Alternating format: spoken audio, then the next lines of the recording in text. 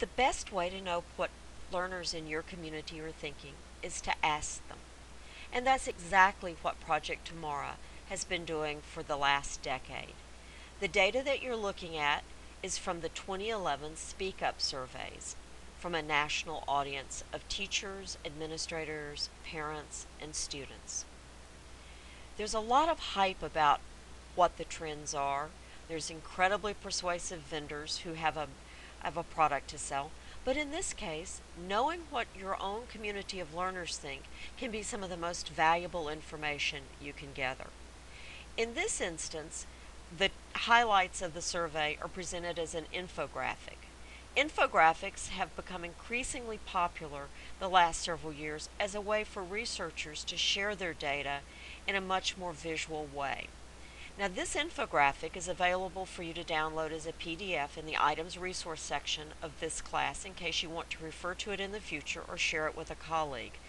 But I also believe you need the original source information, so you'll also find the full report on which this infographic was based. It can also be downloaded from the items resource section.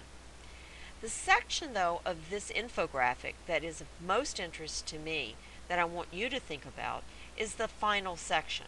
It's the part that they've entitled the Ultimate School. And it's looking at the percentage of people who would find different types of technology essential in that ultimate school.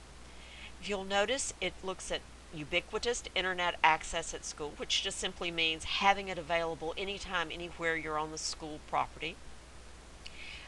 Whether the school is providing tablets, online classes, and e-textbooks.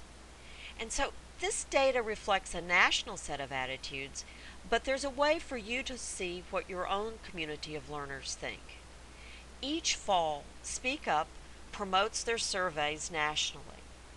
They're free for districts to participate, and when the data is finally collected, it's returned to the district and can even be disaggregated down to the individual schools.